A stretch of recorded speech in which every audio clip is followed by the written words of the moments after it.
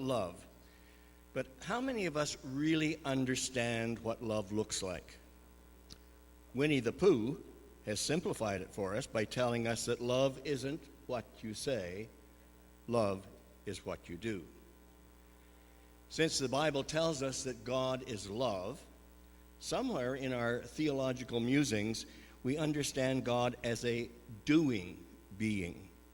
God as embodied love was clearly seen in Jesus, who was on the move, touching human lives, healing, consoling, teaching, lifting, and yes, he was even scolding those who acted apart from compassion and love.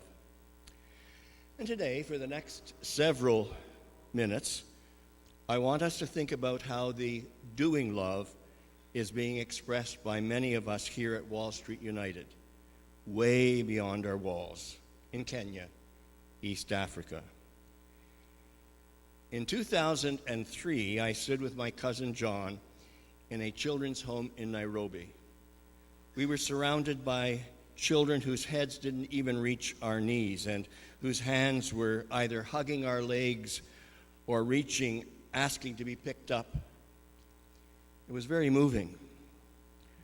Later, after touring the meager facilities, totally inadequate for the number of children, we went to the office of the manager. I had some money in my pocket given to me by someone who is actually sitting here today, entrusted me to be used where it is most needed. And so I asked Madam Ngunjuri, "What is your greatest need here?" There was no hesitation in her reply. She said, "We need people to love our children." By that, she meant do something. Because at that point, there were 140 kids below the age of 5 with only 4 adult caregivers. 4. That's 1 adult for every 36 or so children. Our Kenyan kids was born that day, although I didn't realize it then, when my cousin John and I topped up the donation from the caring person here and provided enough money to bring another child care worker on staff. We've added 8 others since then. We've also partnered up with several other children's homes, schools, and service organizations to help with their work to tangibly bring love to God's children in that part of God's world. Over the years since 2005, around 40 Canadians have traveled to Kenya at their own expense, some more than once, to give and to receive love, like Rita Vance Real, whose hands are always busy knitting love into dolls and knitting love into dogs. She will share her experiences with us first. She will briefly mention Amazing Grace, a children's home, Gatiati OVC, which is Orphans and Vulnerable Children's Home and School, grandmothers who are either affected or infected with AIDS, who care for their grandchildren, Hope House, a baby's home, the Common Gwari Tailoring School, and Kambui School for the Deaf. Then Jan Murray, who is the chair of our Kenyan Kids Board here in Canada, will share a few observations. But first, Rita.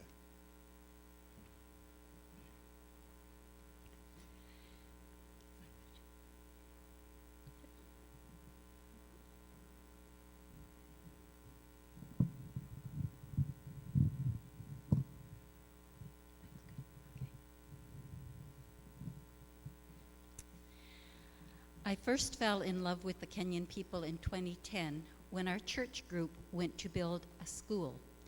My daughter and I helped fund our trip by selling dolls and also having them as gifts for the children. I was hooked and was thrilled when I was connected with our Kenyan kids. I have a problem when people say I'm going on a missionary trip. Yes, I am on a mission, but it is to share the love of God. Their faith puts mine to shame. Margaret at Amazing Grace said each morning they say the Lord's Prayer. The words "give us this day" has taken on a totally new meaning for me. Over the last 3 years, I have seen great improvements at Gathaithi.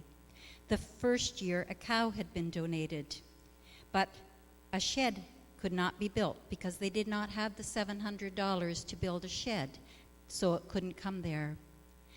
The amazing fundraising this whole community does has enabled them to have a shed, and there are now 5 animals who will be providing enough milk with extra to sell. When we visit the 3 groups of grandmothers who benefit from the Selenium program, we marvel at how happy they are while being so poor. They send us on our way with bags of fruit, which we devour immediately, giving the rest away at our next project. The world is full of desperate people, and it is places like Hope House who give hope to the tiny ones. Little Charlie, born premature, and because his mother could not pay the hospital bill, walked away from him. A little baby girl has hope for the future when a police officer saw the garbage bag moving. What a wonderful thing to be a part of. At Kawangwari, it is harder to see the improvements. Sometimes we wonder with our small budget if it would be better to be used somewhere else. We were assured we did make a difference. We give these young people hope. How do you put a price on hope? I have gotten a bit used to the conditions we see in Kenya, but when I saw a young woman with her huge bundle of sticks on her back, I broke down and cried. How I wished I could jump out of the van and help her carry some of her burden for the rest of the 10 kilometers she had to walk. We take so many things for granted, but when you go to get a toilet in Kenya that has a seat, you get very excited. When I had to use the facilities at Kambui, I had a problem. I do not use sign language. A small group of girls were nearby, so I did my own signing, crossed legs, a wiggle, and help. We did communicate. And when I stepped out of the door of the washroom, a large group of girls had gathered, and they were all giggling and tee-heeing. A lot of fun. When I go to my craft events, I am touched by so many people. There have been goosebumps, tears, and hugs as I talk about my experiences. People will say how great it is what I am doing. I feel a bit of guilt because I am the one who is being blessed. It is not what I do, but what they do for me. There are no words for that. As a little boy was counting out his change for a dog, I explained to him how he was helping. Walking away, I heard him tell his mom that he had helped a little boy or a little girl eat 3 meals for a whole week. The seed of sharing, giving, and loving was planted in that child. That is what it's all about. Changing lives in Kenya and at home, one child, one person at a time.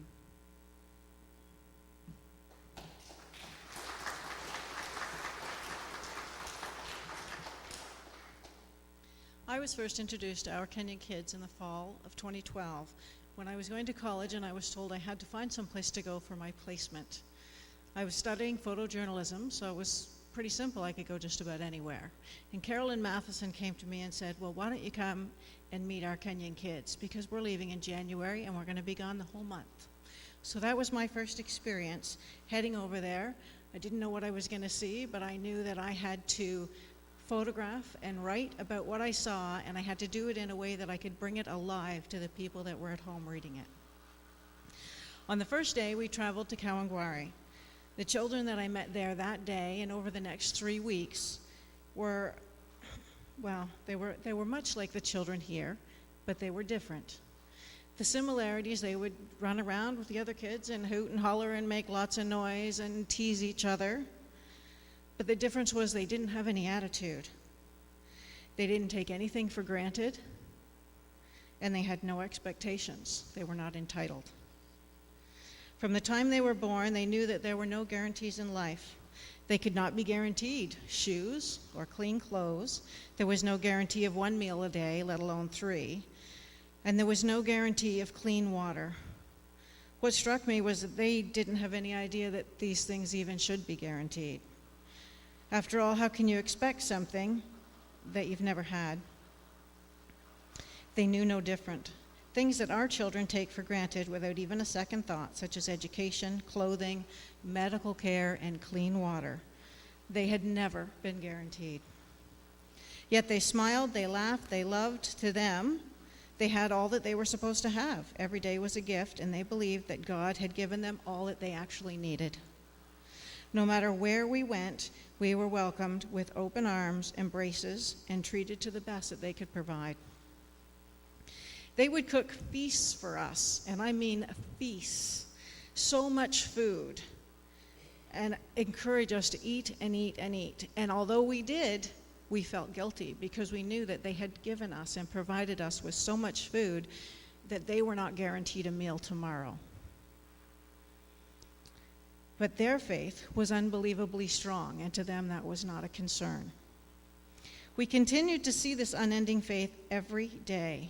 Each new project that we visited would share with us their hopes and dreams. They would sit down and show us everything that they had accomplished that year, and then show us everything that they wanted to accomplish in the coming year, and how could we help them with that. One day, as I sat in my nice, cozy hotel room sipping a cold beverage, and I prepared the day's news articles and pictures, I started to actually look at the pictures. The children wore clothes that didn't fit properly. They were ripped, they were dirty, they had holes or missing buttons in them. Not everyone had shoes on their feet, and some that did, they were so worn out and tattered, I wondered why they bothered to wear them at all. The buildings in the background, which were their homes and their businesses, were not like anything I had seen here. The walls and the roofs were constructed of old, tattered sheet metal, mud, sometimes pieces of rubber and branches. There weren't any pretty sidewalks, street signs, stoplights. There wasn't even any pavement. There were no benches to rest on, or flower pots or shrubbery along the roadside. The streets were often showered with litter and garbage, some of it on fire, some not, sometimes burning tires. But the one thing that stood out in those pictures is that the people were always smiling. They had absolutely nothing, but they were happy. They had no idea where their next meal was going to come from, but they had faith. Poverty in Kenya differs exponentially from poverty in Canada. Those who are poverty-stricken in Canada still have shelters available to them that will provide them with a roof over their heads, a bed to sleep in, blankets to keep them warm, and clean water. Our children are provided with free education, and despite the occasional controversy, it's a pretty good education. We have free health care, so when our children are sick, we can get help for them. All of these things and more we take for granted every single day. In Kenya, none of the above is taken for granted. Not a roof over their head or a bed to sleep in or even clothes to keep you warm. Mothers will often walk for 10 miles or more just to gather water for their family, walk back, and then have no guarantee that that water is clean and not going to make their family sick. All these things we take for granted every single day are a challenge for our friends in Kenya. After all these discoveries and everything I'd seen and photographed and journaled, I was taken aside on my last day by our guide, John. He took me by the hand and walked me 15, 20 feet away from the group, where I thought he was just going to wrap his arms around me and give me a great big hug, because it was going to be a year before we saw each other and we'd become very close. But then he leaned forward and he whispered in my ear, "Please don't tell them that we're poor." "What?" I asked him. He said, "Don't write that we're poor. Tell the people what you've seen." Sorry. Tell the people what you have seen, but remember, we're happy and we're proud. And we know that God will provide. So that's what our Kenyan kids do. They know that we will provide. They know that God will provide. We know that He provides through us. One day at a time, $1 at a time, one child at a time. Sometimes it's with donations, sometimes it's with our time, and sometimes with love.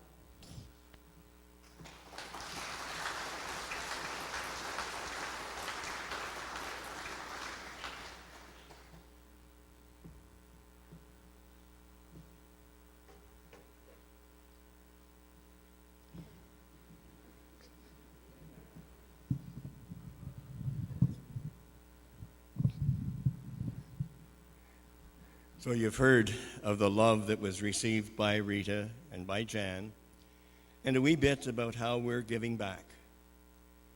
But Kenya is still a country where 6% of the population, male and female of all ages, are infected with HIV/AIDS.